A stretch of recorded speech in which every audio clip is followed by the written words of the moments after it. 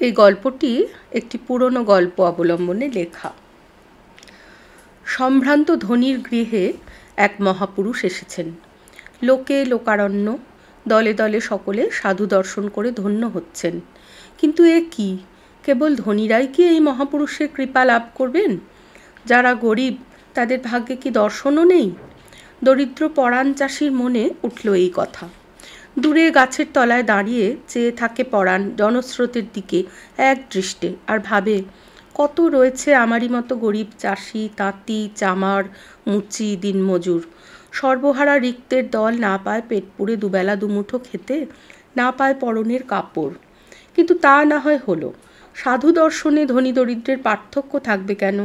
সুন্দর বসন ভূষণে সুসজ্জিত সম্ভ্রান্ত লোকদের কি এখানেও একচেটে ব্যাপার? দূরে পরাণের ভাঙা কুটির, গ্রীষ্মের রৌদ্র আর বর্ষার জল রোধ করবার ক্ষমতাও হারিয়েছে এ কুটির। উপরি 2-3 বছর অজন্মা, খেতে খড় হয়নি, তাই ঘরও ছাইতে পারেনি।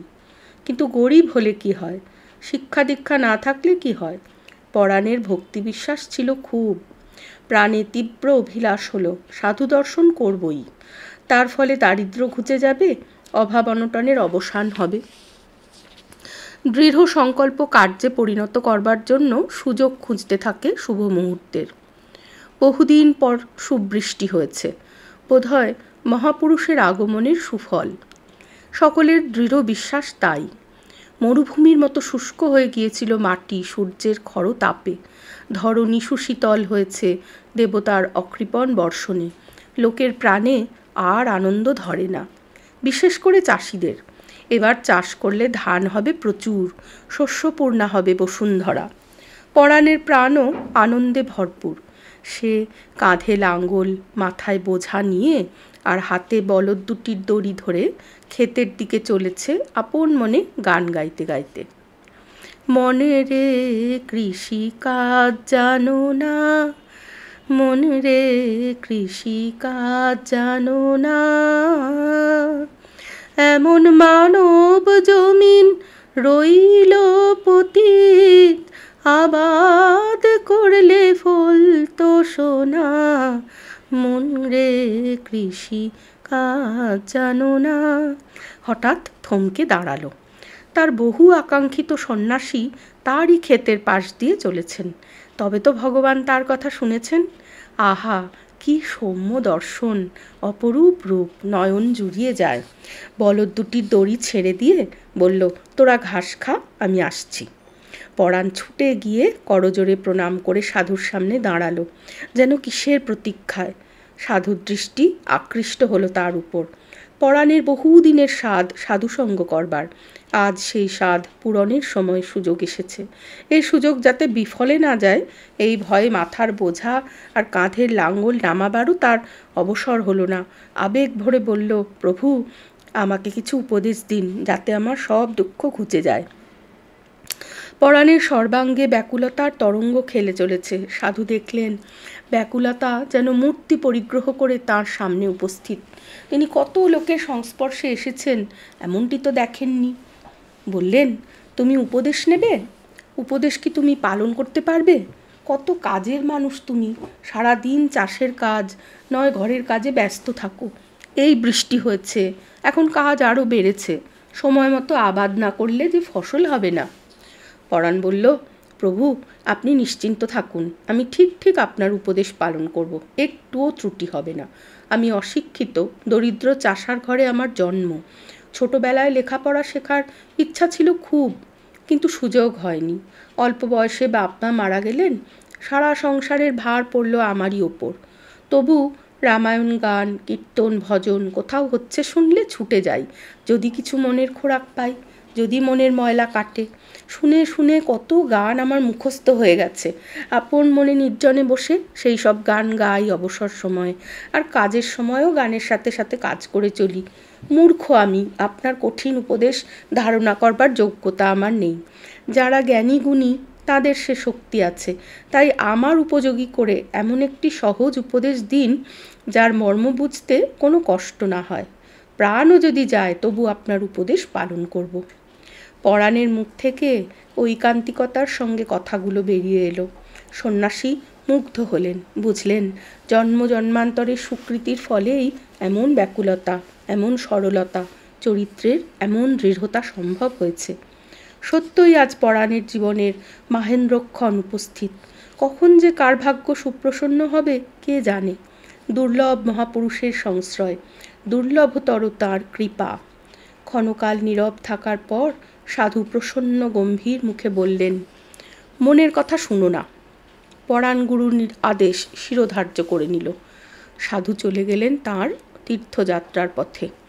মনের কথা শুনো না, আকাশে বাতাসে এই কটি কথা অনুরণিত। পত্রের মর্মর শব্দের মধ্যে যেন এই বাণী প্রতিধ্বনিত।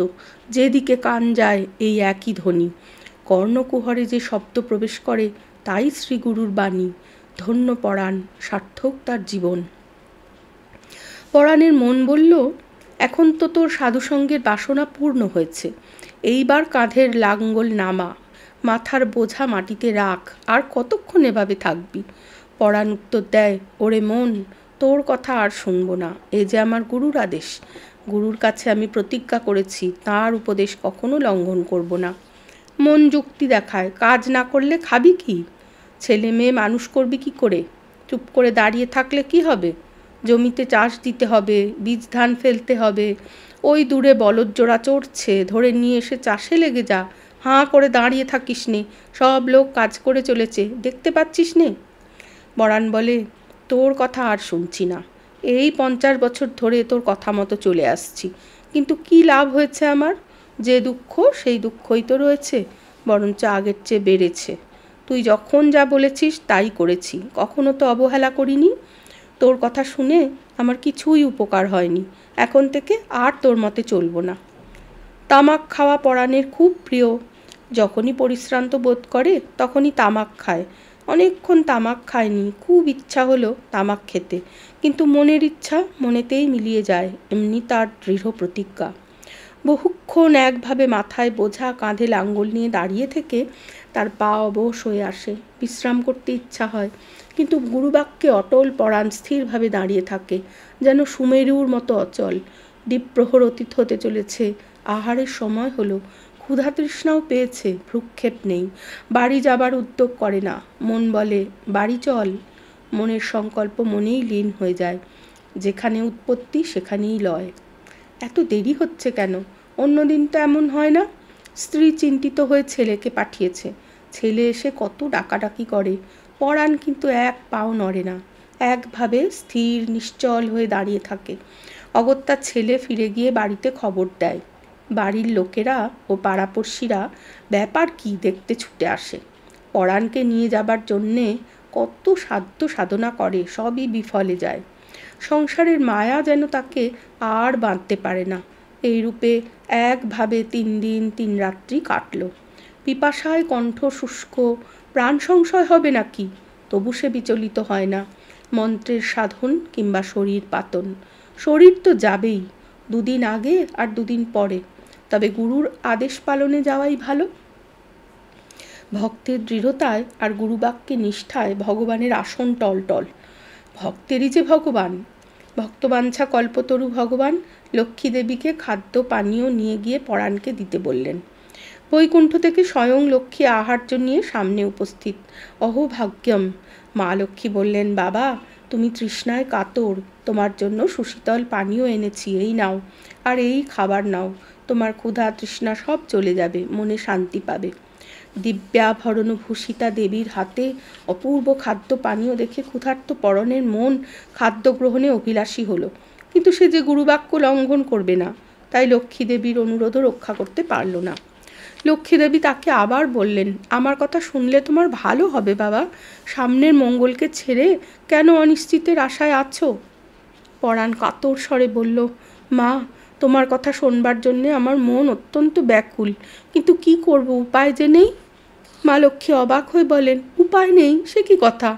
পরাণ আবেগ ভরে বলে যায়, মা গুরু আমায় বলেছেন মনের কথা শুনো না।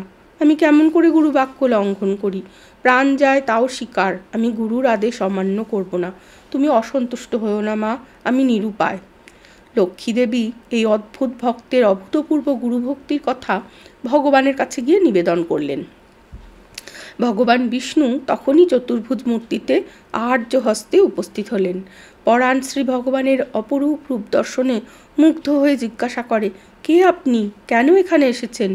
ভগবান উত্তর দেন, দেখছো না, আমি স্বয়ং বিষ্ণু। তোমার ভাগ্য সুপ্রসন্ন, তোমার গুরু ভক্তিতে আমি মুগ্ধ, তোমার শ্রদ্ধায় আমার চিত্ত পুলকিত। আমি তোমাকে বর দিতে এসেছি, তোমার মন যা চায় তাই প্রার্থনা করো। অতুল ঐশ্বর্য, অমিত বিক্রম, পুত্র পরিজন, যা তোমার ইচ্ছা চাও, কোনো প্রার্থনাই তোমার অপূর্ণ রাখব না। আর এই অমৃততুল্য আহার্য গ্রহণ করো। শ্রী ভগবানের দিব্য মূর্তি, তার অমৃত নিঃসন্দিনী বাণী ও সুগন্ধি খাদ্য পরাণের মন হরণ করল। আজ 3 দিন সে উপবাসী, পিপাসায় বুকের ছাতি ফেটে যাচ্ছে, পানীয় গ্রহণের জন্য চিত্ত ব্যাকুল। মন বলে, পরাণ, অমৃত গ্রহণ করে জীবন ধন্য করো। শ্রীগুরুর উপদেশ স্মরণ হতেই মনে মনে বলে, না না, কিছুতেই কথা শুনছি না, যা হয় হোক। পরাণ ভগবানকে মিনতি করে জানায়, ঠাকুর, আপনার আহার্য পানীয় বর কিছুই আমি চাই না। আমার মন এগুলি চায়, কিন্তু গুরুর আদেশ, মনের কথা শুনো না। আপনি আমার উপর রুষ্ট হবেন না। আমি কিরূপে গুরুবাক্য লঙ্ঘন করি? ভগবান দেখলেন গুরুগত প্রাণ ভক্ত গুরুবাক্যে হিমাদ্রির মতো অচল অটল।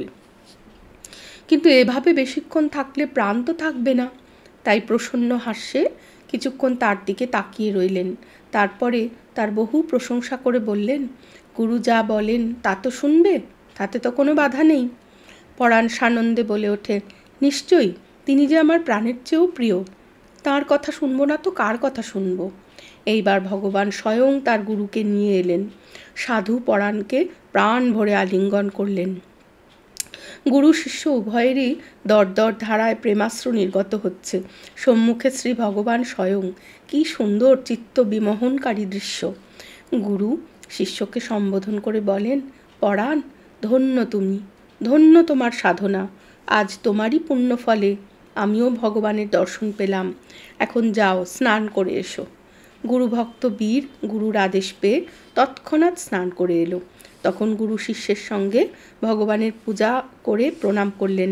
নমো ব্রহ্মণ্য দেবায় গো ব্রাহ্মণ হিতায় চ জগদ্ধিতায় কৃষ্ণায় গোবিন্দায় নমো নমঃ। শিষ্য গুরুর আদেশে ভগবানের প্রসাদ গ্রহণ করল। ভগবান গুরু শিষ্যকে আশীর্বাদ করে অন্তর্হিত হলেন। গুরু শিষ্য উভয়ই জীবন সার্থক হলো।